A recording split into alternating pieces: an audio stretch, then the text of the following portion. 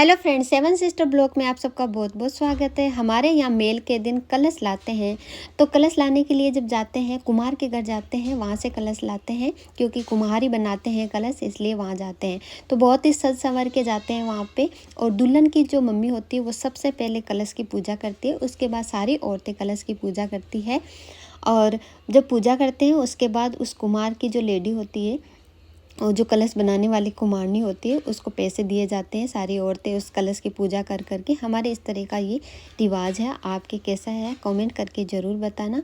और फिर वहाँ पर खूब सारा डांस होता है, सब बहुत ही डांस करते हैं और गाजे बाजे के साथ कलश लाते हैं। और कलश जैसे एक लड़की की शादी होती है तो 2 कलश लाते हैं, और अगर 2 लड़की की शादी है तो 4 कलश लाते हैं, यानी ऐसे जोड़े से लाते हैं। ऐसा शुभ माना जाता है जोड़े से लाने से। तो एक एक करके इसकी पूजा कर रहे हैं।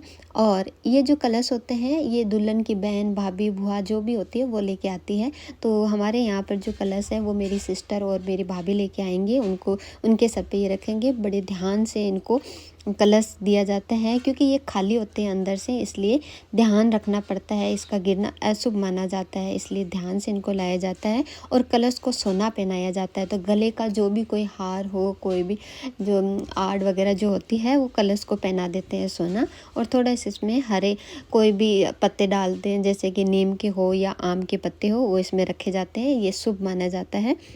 मेरे बड़े ध्यान से इनको लाया जाता है। और यहाँ बहुत ही फ़ोटोग्राफी होती है और वीडियो वगैरह सब होता है। और इसको धीरे धीरे लाया जाता है। तो मेरी सिस्टर और मेरी भाभी कलश ला रहे हैं। और बच्चों को तो बिल्कुल दूर रखा जाता है, क्योंकि बच्चे अगर ऐसे बीच में आ जाए, कहीं गिरा ना दे, तो वो अशुभ माना जाता है। इसलिए बड़े ध्यान से इनको लाया जाता है। और उसके बाद ये जो कलश होते हैं इनको उतारने का जो काम है वो हमारे जवाईसा करते हैं। तो यहाँ जब गेट के पास आते हैं, मतलब अंदर इनको ले जाया जाता है, उससे पहले इसकी फिर से पूजा होती है। यानी एक बार तो वहाँ रखे हुए थे तब इसकी पूजा हो गई, दूसरी बार जब सर पे रखते हैं तो इनको उतारने से पहले इसकी पूजा होती है। तो दुल्हन की जो मम्मी होती है वो इसकी पूजा करती है, इसके तिलक, रोली मोली ये सब करते हैं। और उसके बाद इसको अंदर रखते हैं, जहाँ विनायक जी को बिठाया गया वहाँ पर इनको रखा जाता है। जवाई से जब कलश उतारते हैं तो उनके भी तिलक, रोली मोली करते हैं और उसके बाद इनको उतारा जाता है।